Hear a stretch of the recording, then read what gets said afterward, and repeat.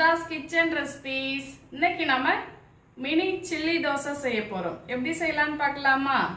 வாங்க வீடியோக்குள்ள போலாம். இப்போ நம்ம ஸ்டவ் ஆன் பண்ணி ஒரு தோசை தவா வச்சிருக்கோங்க. இட்லி தோசைக்கு யூஸ் பண்ணுவோம் இல்லையா மாவு, அது தாங்க எடுத்திருக்கோம்.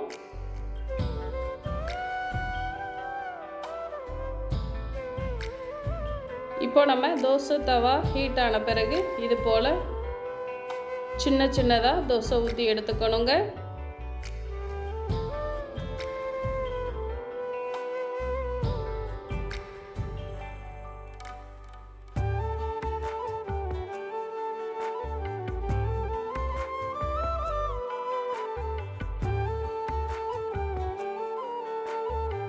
தோசை ஒரு பக்கம் வெந்ததும் திருப்பி விட்டு நல்லா வேக வச்சு எடுத்துக்கணுங்க.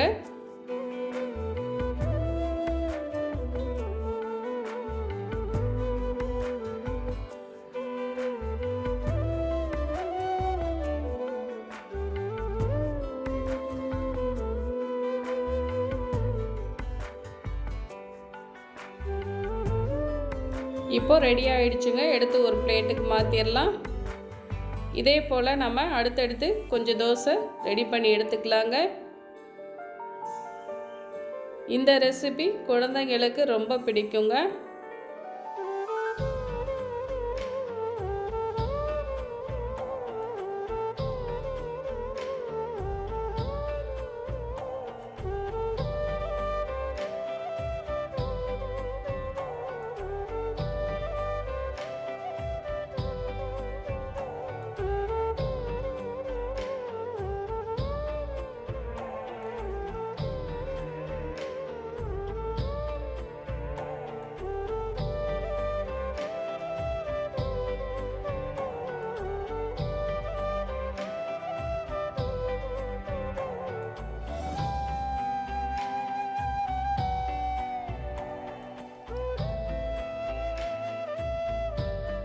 இப்போ இதுவும் ரெடி ஆயிடுச்சுங்க. எடுத்துடலாம்.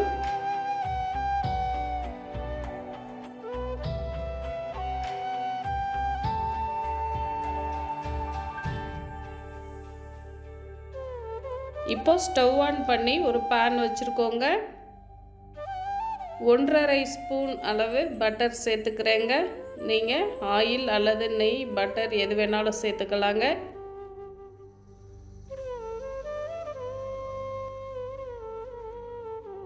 இப்போ நம்ம ஒரு பெரிய வெங்காயம் பொடியாக கட் பண்ணி வச்சுருக்கோங்க.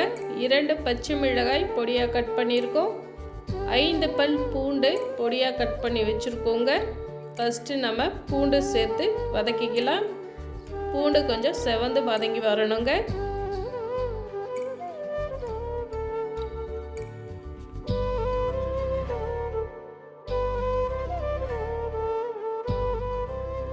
இப்போ நம்ம பச்சை மிளகாய், வெங்காயம் எல்லாமே சேர்த்துக்கலாங்க.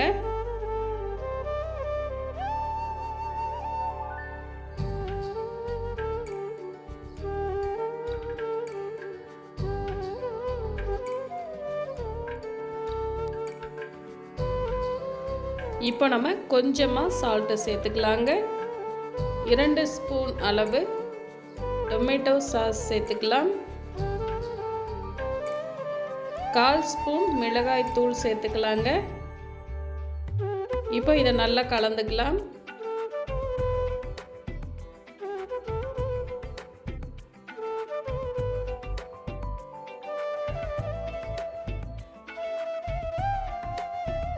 இப்போ இது கூட 1/4 டம்ளர் அளவு தண்ணீர் சேர்த்துக்கலாங்க.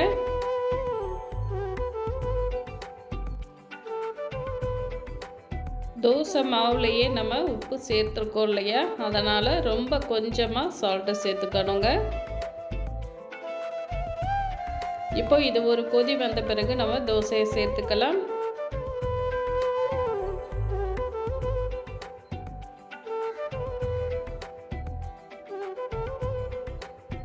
இப்போ பாருங்கள் கொதிச்சிட்ருக்கு இல்லையா. இப்போ நம்ம தோசை சேர்த்துக்கலாங்க.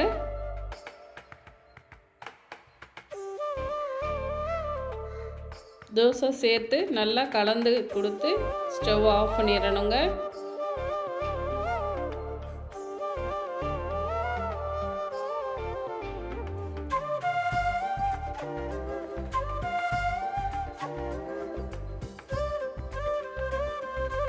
இப்போ லாஸ்ட்டாக நம்ம மல்லித்தலை சேர்த்துக்கலாங்க. இப்போ நமக்கு ரொம்ப டேஸ்டான சூப்பரான மினி சில்லி தோசை ரெடி ஆகிடுச்சுங்க. இது லஞ்ச் பாக்ஸுக்கு கூட கொடுத்து விடலாம். குழந்தைங்க விரும்பி சாப்பிடுவாங்க. ட்ரை பண்ணி பாருங்கள். தேங்க்யூ.